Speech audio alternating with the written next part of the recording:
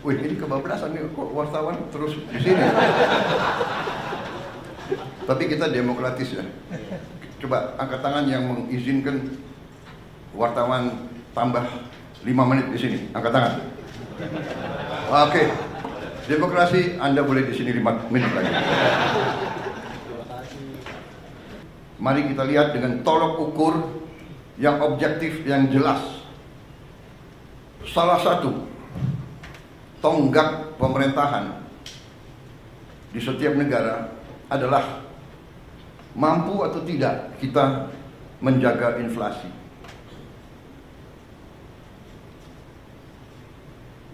Inflasi kita salah satu terendah di dunia, mungkin di antara 5 negara yang terendah di dunia.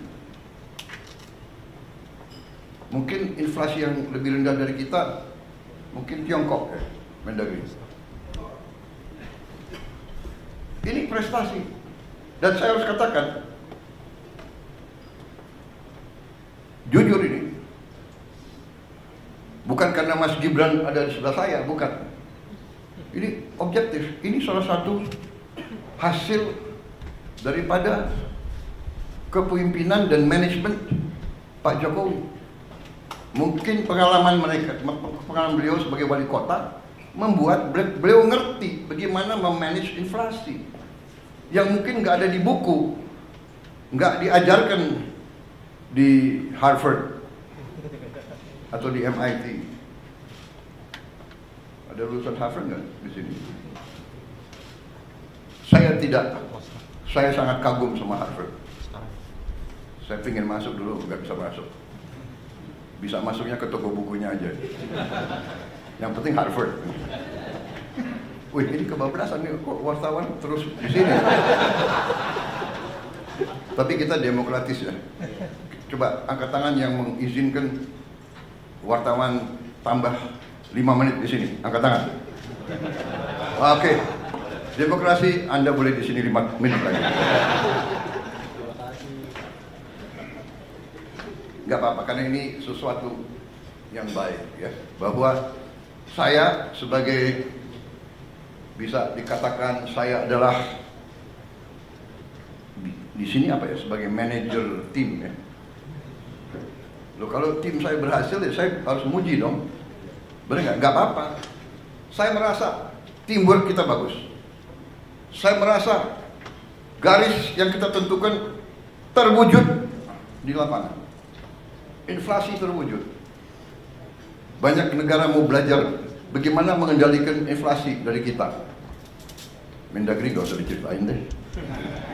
Iya dong. Apa itu? Rahasia dapur jangan dibuka semua.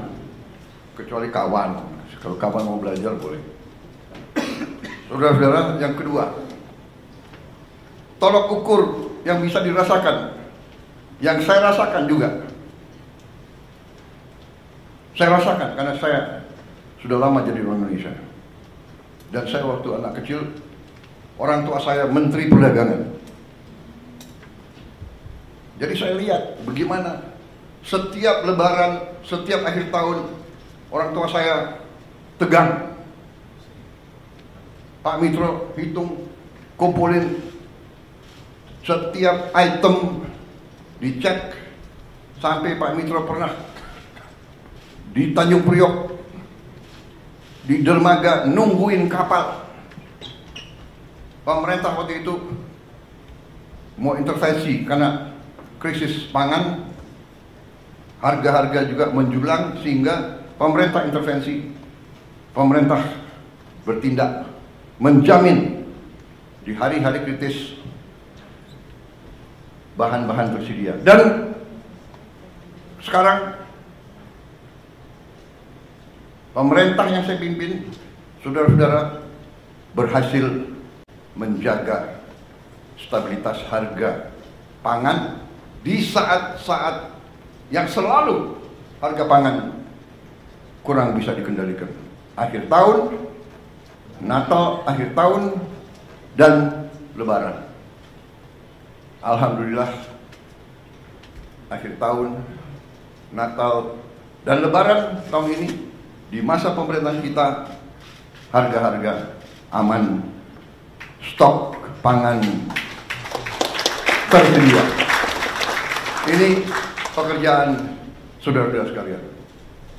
Yang di lapangan kalian, yang ngecek harga kalian. Mudik berjalan dengan lancar. Saya dapat laporan mudik kita adalah sekarang terbaik sepanjang sejarah. Angka kecelakaan terendah sepanjang sejarah, turun 30%. Dan meningkat yang mudik, lebih besar dari tahun yang lalu. Ada kelompok-kelompok negatif ya, mudiknya berkurang. Kalau lancar dibilang mudiknya berkurang. Tidak, lancar karena pengendaliannya lancar. Dan ada keberanian ambil keputusan oleh menteri-menteri kita, oleh Kapolri, oleh Panglima TNI, oleh Menteri Perhubungan, memberi saran kepada saya, Pak, bisa nggak kita laksanakan work from everywhere? Ini baru juga ini saya kira. Di dunia ada work from everywhere. Orang Indonesia kalau kreatif boleh juga. Jadi mereka pulang sudah jauh sebelum libur. Kalau itu Indonesia semangat itu. Pulang sebelum libur. Tapi ini ya, ini keberanian ambil keputusan. Saya bilang, oke, saya ambil tanggung jawab, silakan. Jadi ini tolok ukur tonggak yang bisa dirasakan. Belum lagi masalah-masalah sekian puluh tahun yang lalu. Hutang orang kecil yang sebenarnya sudah dihapus oleh bank-bank masih dituntut. Jutaan petani kita, jutaan rakyat kecil kita tidak bisa pinjam lagi, terpaksa dia pinjam dari rentenir, dari pinjol, pinjaman online, rentenir yang gila, bunganya harian, luar biasa.